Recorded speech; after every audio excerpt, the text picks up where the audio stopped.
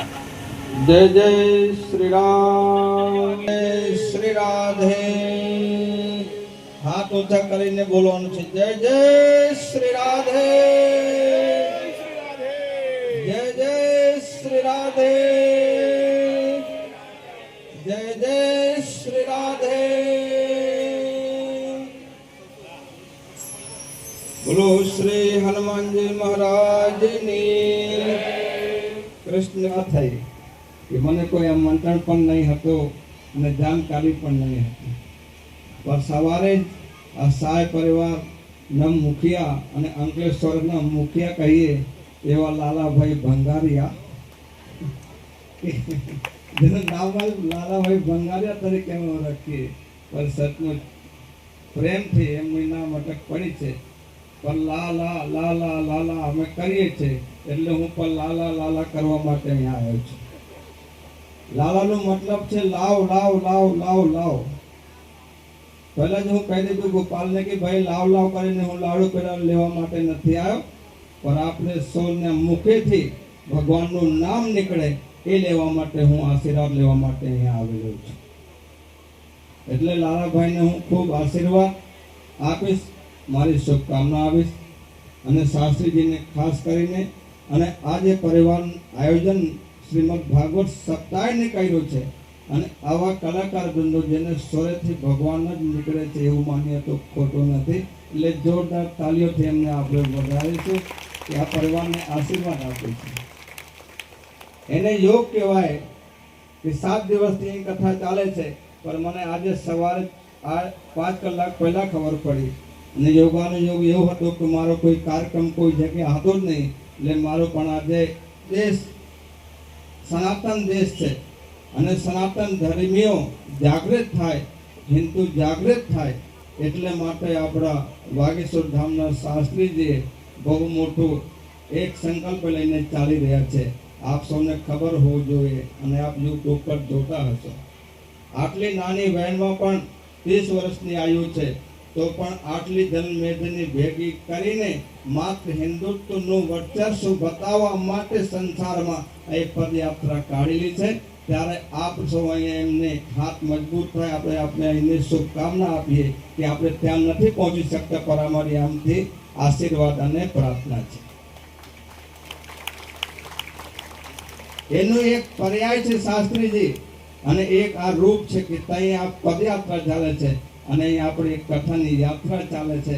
આ યોગાનો યોગ આપણે જીવનમાં સિર્ફ 7 દિવસો હોય છે।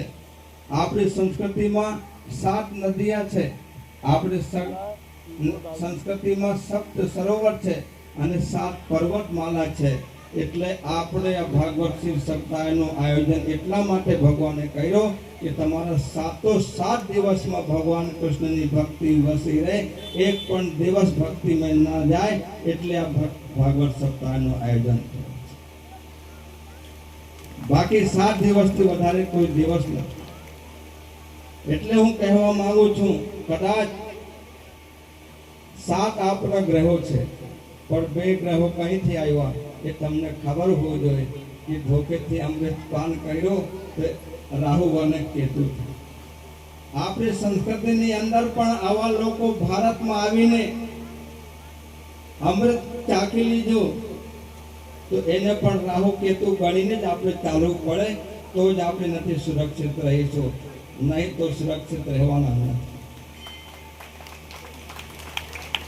એટલે એનો જાત બતાવશે, એનો પરછાયો પાડશે, પણ એને માટે આપણે જપ નામની જરૂર નથી। હવે એને માટે આપણે તલવારોની જરૂર છે।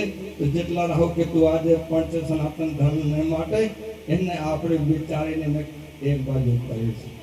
आज आपने हमारे इसलिए हम सब लोग कथा करें जरूरी है, और कथा के साथ जो शास्त्री जी बोलते हैं कि भगवान कृष्ण चक्र भी धारण करते हैं संस्कृति को बचाने के लिए, तो हम सब लोग माला का इस्तेमाल करें, पर जरूरत पड़े तो सबका इस्तेमाल करने के लिए तैयार रहें। वही हमारी कथा हमको कहते हैं, क्योंकि भगवान का काम भक्त नहीं करेगा तो कौन करेगा। हम छोटे छोटे सी बात में भगवान को याद करते हैं, तो भगवान ने हमको बनाया तो उसको परेशान करने की क्या जरूरत है? हम ही भगवान के रूप में हैं, हम ही भाला उठा लेंगे, उस दिन भगवान अपने आप खुश हो जाएंगे। इसलिए हमारी संस्कृति में बच्चों को अच्छे विचार दो, अच्छे संस्कार दो, अच्छा चरित्र दो, और साथ में हथियार भी देने का काम बच्चों को दो। कि धनुष बाण लो, तलवार लो, तीरंदाजी करो, ये बंदूक लो, ताकि उनको बचपन से रहे कि हमारे देवी देवताओं के हाथ में हेमली ने जलपा बहन ने ધરોપુત્રી એ મારા કેટલા વર્ષોથી હું તો બહુ નાનો હતો ત્યારથી એમનો આશીર્વાદ જ છે મારા ઉપર, એ કહું તો ખોટો નથી, પણ આજે આશીર્વાદ આપવા માટે આ લોકો બનાવ્યા છે, એટલે એમને પણ હું આશીર્વાદ અહીંથી આપું છું। મારા એક વડીલ પણ અહીંયા બેઠેલા છે અને સનાતની ધર્મ સેનાના શંભુનાથ સનાતનીજી બેઠેલા છે, હર્ષદભાઈ છે એમને જોડે આવેલા, આપ સર્વેને હું અહીંથી યાદ કરું છું। પણ ખરેખર આપણું સંસ્કારનું સિંચન, સંસ્કૃતિનું રક્ષણ અને આવા જે ભક્ષણ કરવાવાળા લોકો છે એમને માટે આપણે ભારતને હિન્દુ રાષ્ટ્ર બનાવવાની જરૂર છે। आपने सर्वसम्मति सहमत हो तो हाथ ऊंचा કરીને બોલો, हिंदू राष्ट्र भारत की, हिंदू राष्ट्र भारत की, हिंदू राष्ट्र भारत की, सत्य सनातन धर्म की, सत्य सनातन धर्म की, नर्मदा मैया की, गंगा मैया की, श्रीमद् भागवत पुराण की, सभी भक्तों की, सभी संतों की, सभी नगर वासियों की।